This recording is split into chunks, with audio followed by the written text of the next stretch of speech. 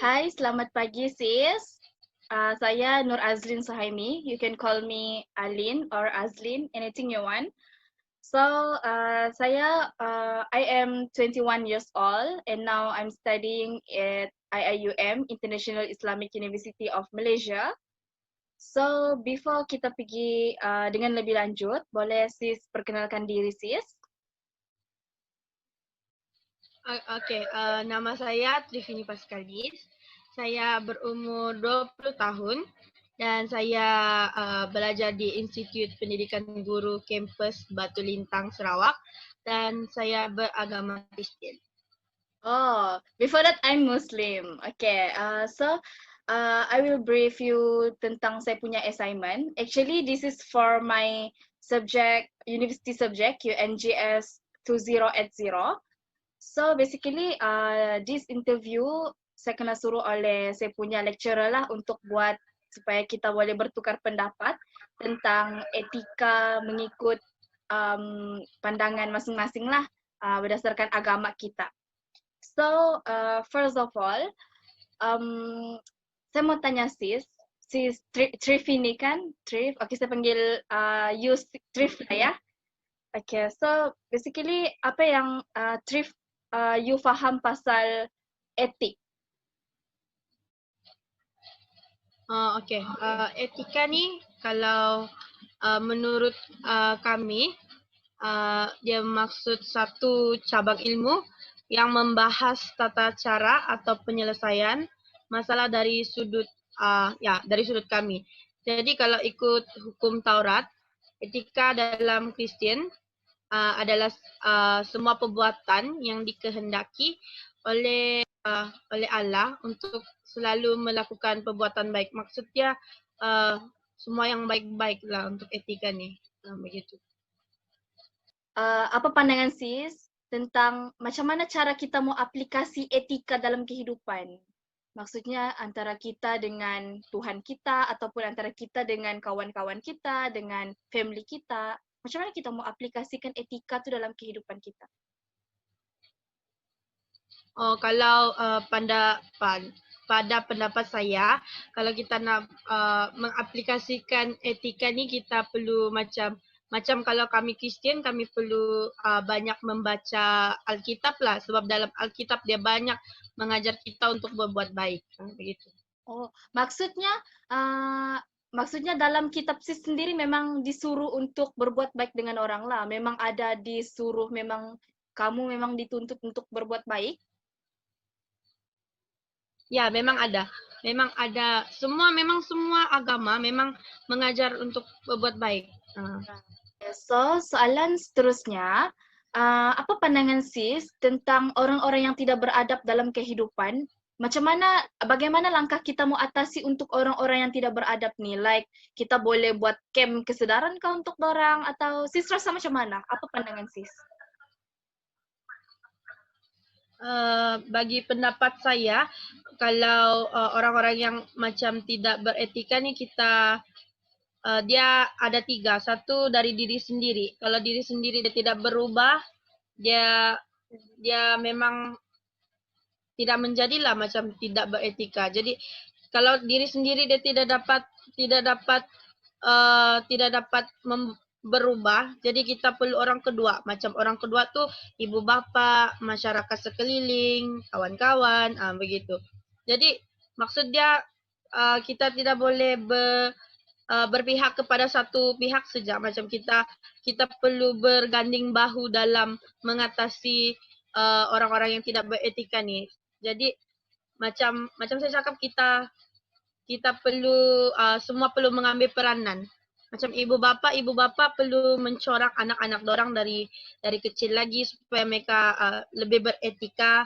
Kalau dorang sudah besar, dorang masih juga tidak beretika ataupun kurang beretika, jadi masyarakat boleh menjadi penasihat kepada dorang. Lepas tu kalau tidak menjadi juga, mungkin pihak kerajaan atau pihak berkuasa ataupun pihak yang terlibat boleh mengadakan satu kempen kesedaran lah untuk mereka, supaya untuk membuka minda mereka lebih beretika, begitu. Oh, paham maksudnya kita tidak boleh meletakkan sesuatu tanggung jawab tuh kepada satu pihak sahaja. Maksudnya, ibu bapa pun perlu main peranan, pihak sekolah pun perlu main peranan, Ya, kawan-kawan, betul. masyarakat sekeliling, kan? Maksudnya kita tidak boleh meletakkan satu tanggung jawab tuh kepada kepada satu pihak sahaja, oke? Mmm, so, Ya, kesimpulannya maksudnya etika ini adalah benda yang sangat penting lah kan dalam kehidupan untuk apa orang bilang, untuk menghidupkan suasana yang harmoni dalam kalangan masyarakat, betul tidak? ya, betul, betul. So, Betul, ada apa betul. lagi yang you mau tambah tentang pandangan Oh, terhadap ada. oke. Ada. Jadi untuk pada pendapat saya lah saya berkongsi, uh, saya agama Kristen kan, seperti kita sedia maklum, kita semua sedia maklum, semua agama ada kalender tersendiri. Jadi saya mau kongsi lah kalender Kristen, dia ada beberapa musim, yaitu musim biasa, musim Advent, dan musim Lent. Hmm, Jadi setiap musim ni macam setiap musim ni dia punya amalan yang berbeza lah. Contoh macam musim biasa memang mengamalkan cara kami bersembahyang seperti biasa. Jadi kalau musim Lent ialah musim yang mulia bagi kami semua. Maksudnya kami silent moment untuk musim tu. Kami tidak boleh bernyanyi dalam gereja, begitu. Lepas tu dalam musim lain juga kami merayakan hari Easter. Kalau seperti yang kita sudah maklum, kalau selalu orang bagi Easter egg tu, itu adalah hari menandakan yang hari musim lain sudah berakhir, begitu. Lepas tu yang last kali musim Advent. Musim Advent ni dia lebih uh, dia adalah untuk mempersiapkan kami adalah persiapan kami untuk merayakan hari Christmas. Begitu. oh, Lepas tu uh, macam saya cakap tadi, semua agama ada mengajar kita etika yang baik, seperti dalam agama kami mempunyai macam 10 perintah Allah, begitu. oke. Paham. Uh, Lepas tu uh, dalam dalam dalam 10 hukum Allah tu juga mengajar, memang terbuktilah semua agama dia mengajar kita untuk beretika. Contoh macam dalam 10 hukum Allah tu dia terselit uh, ke-8 tersilap, jangan berzina. Dia mengajar kita untuk beretika, begitu. Jadi mungkin saya boleh petik satu dua ayat daripada Alkitab yang memang selalu mengajar kami, terutama saya sendiri, saya memang mengamalkan etika tersebut. Contoh macam kata-kata dari Bible yang selalu memberi kita untuk lebih sabar, begitu. Contohnya dari ayat 1 Korintus 13 ayat 4 yang berbunyi, kasih itu sabar, kasih itu murah hati, ia tidak cemburu, ia tidak megahkan diri dan tidak sombong.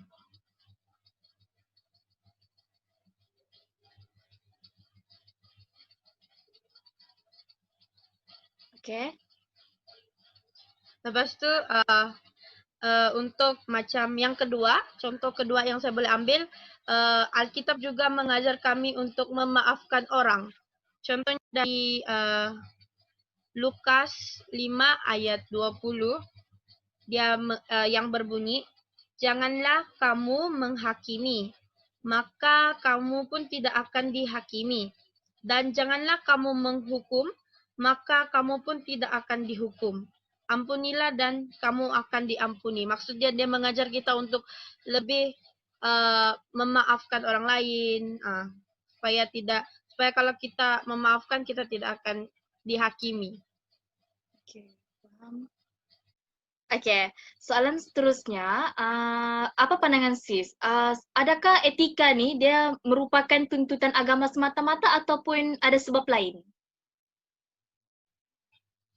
Pada pendapat saya, dia tidak dia tidak tertumpu kepada tuntutan agama saja, tapi dia juga penting untuk diri sendiri, untuk kehidupan orang lain, begitu, supaya kita hidup dalam keadaan yang harmoni lah, orang bilang. Oh, Hmm. paham. Oke, oke, saya paham. Oke, next session saya akan berkongsi sedikit lah tentang apa view saya terhadap etika dalam Islam. Oke, so pendefinisian untuk etika adalah sesuatu panduan yang digariskan untuk mengawal tingkah laku manusia untuk mendapatkan kesan dan sesuatu yang baik. Maksudnya, basically, kalau saya tengok lah kan pendefinisian orang tentang etika ni, semua orang memang kita ada satu definisi yang sama. Maksudnya, untuk berbuat baik, untuk membuat baik kan. So, apa-apa pun agama yang kita pegang, apa benda pun yang kita percaya, Betul, betul, so betul. semuanya memang kita rasa etika ini adalah satu moral yang baik yang kita perlu buatlah untuk dapat benda-benda yang baik juga dalam kehidupan kita.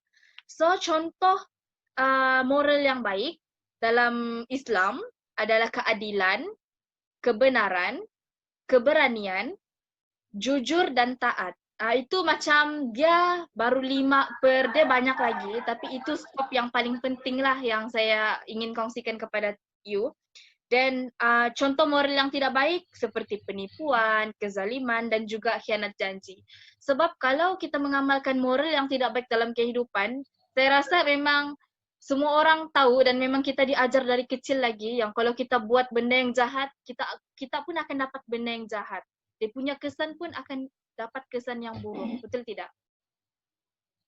So, uh, basically apa yang saya faham lah, moral ni dia universal. Semua orang kenal, semua orang tahu kebenaran hakikat moral ni adalah sesuatu benda yang baik, kan? Tapi ada juga beberapa pandangan daripada orang, bagi orang kan, ada yang menimbulkan persoalan, kenapa walaupun moral ni orang bilang benda yang baik, benda yang universal, semua orang tahu, but why people still ada konflik antara each other. So, saya buat kajian according to Thomas Hobbes, dia ni one of ahli falsafah barat bahagian moral subjectivism. Dia cakap semua perbuatan manusia ni bertujuan untuk mendapatkan kenikmatan dan menjadi motivasi untuk melakukan sesuatu perkara. Dan baik itu ialah apabila memenuhi kehendak nafsu manusia, tidak ada kaitan dengan kepercayaan agama atau metafizik. So basically apa yang saya faham dari pandangan si Thomas ni lah kan, dia cakap yang sebenarnya moral ni dia bukanlah satu tuntutan agama pun. Dia sebenarnya ikut kehendak nafsu manusia semata-mata. Maybe saya tidak tahu apa agama dia, apa kepercayaan dia, apa dia punya pendefinisian lah. Tapi kalau dalam Islam sendiri, etika ni atau moral memang tuntutan agama semata-mata. So kami memang mau buat baik, cara kami mau buat baik, macam mana kami mau aplikasikan dalam kehidupan, dia memang apa-apa pun kami akan refer to kitab kami, iaitu Al-Quran. So,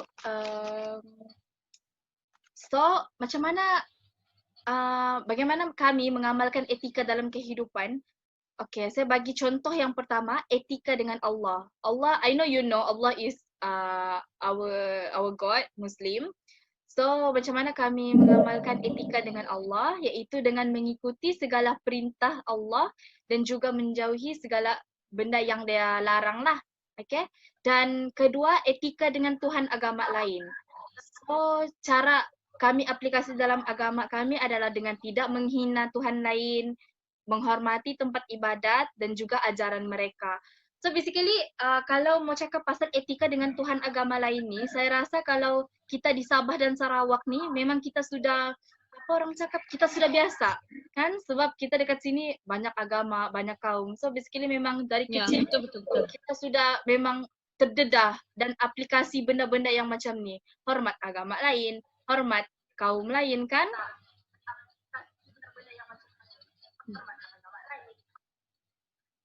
Betul.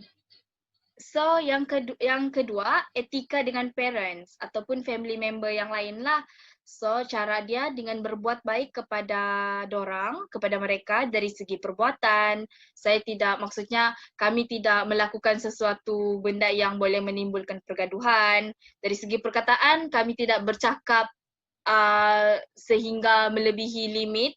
Dan yang ketiga tingkah laku, sentiasa inilah tolong dorang kalau dorang susah, sentiasa buat baik dengan dorang, kan? Bagi orang bilang bagi menimbulkan kasih sayang sesama kami lah. So yang ketiga adalah etika dengan ilmu. So basically etika dengan ilmu ni adalah benda yang paling saya suka, paling yang kita boleh cakap dengan lebih mendalam lah etika dalam menuntut ilmu ni. So apa yang saya rumuskan, etika dengan ilmu ni adalah sesuatu perkara yang tidak boleh dipisahkan. Dan secara rumusannya bagi saya, orang yang berilmu ni adalah orang yang berilmu belum tentu dia beretika. Tapi orang yang beretika sudah tentu berilmu. Trif, setujukah? You setujukah dengan kenyataan ni?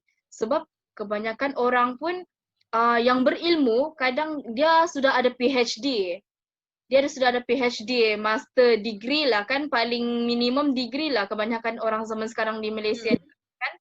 Kadang masih ada yang tidak beradab, masih ada orang yang tidak beretika, Ya, dia betul. bad moral kan. So itulah dia punya kenyataan. Itulah yang saya boleh rumuskan, orang yang berilmu ni belum tentu beretika. Tapi orang yang beretika sudah tentu berilmu, sebab memang kita dari kecil pun memang dari sekolah tadika dengan darjah 1, 2, 3 memang kita sudah kena ajar kan. Bagi saya moral ni adalah satu ilmu lah. So orang yang beretika ni dia memang sudah ada ilmu-ilmu adab tu dalam kehidupan. Dan bagi saya etika dalam menuntut ilmu ni kita berfikiran terbuka, kita terima kritikan orang lain dan kita berani mengakui kesalahan. Contoh macam kita lah student zaman sekarang ni kan, cara kita mau menuntut ilmu dengan kita punya cikgu-cikgu, lecturer kita lah kan, sebab kita sudah ada di peringkat IPT. So, saya rasa kita mesti berani mengakui kesalahan. Walaupun kita rasa betul macam mana pun, tapi disebabkan etika kita sebagai seorang pelajar, kita kena berani mengakui kesalahan, kita kena berfikiran terbuka, open-minded, dan terimalah segala apa teguran yang kita punya lecturer bagi. Dan bagi saya, etika dan ilmu ni dia berkait rapat agar seseorang yang berilmu dapat menerapkan prinsip-prinsip moral, iaitu mengamalkan yang baik dan menjauhi dari yang buruk dalam kehidupan. Dalam ilmunya lah, perilaku ilmunya. So, orang cakap etika dengan ilmu ni dia tidak boleh berpisah lah. Sebab kalau kita mau beretika dengan orang ataupun kita mau mengamalkan good moral dalam kehidupan kita, kita kena ada ilmu, kita kena tahu apa contoh-contoh benda baik yang kita boleh buat. Betul kan? Apa contoh-contoh benda buruk yang kita kena jauh. Kita tak boleh buat, kan? So, saya boleh macam buat analogi lah, analogi kehidupan kita dengan pokok. Pokok ni, kalau kita jaga dengan baik, kalau kita siram dia hari-hari, bagi dia kasih sayang sepenuhnya, dan dia akan membagi manfaat kepada kita. Dia akan apa orang cakap, dia akan bagi oksigen dengan kita. Kita pun boleh bernafas dengan baik kan. Dan dia pun akan mencantikkan keindahan alam kan. Kalau macam pokok-pokok ni kan dia cantik kan. So kalau kita siram dia hari-hari, dia akan jadi cantik lah, dia akan tumbuh dengan cantik. Tapi kalau kita tidak jaga dia dengan baik, kalau kita tidak siram dia, maksudnya kita tidak jaga dia dengan baik, dia pun pemandangan akan jadi buruk. Kan? Sebab dia tidak cantik lah, dia tidak cantik dan dia akan mati. So dia pun tidak dapat berkhidmat untuk kita, dia tidak dapat bagi oksigen dekat kita gitu. So itulah yang saya boleh simpulkan apa yang Islam ajar tentang etika ni lah. Okay, so saya mau tanya, bagaimana pula pendapat Sis Trif ini tentang etika ni?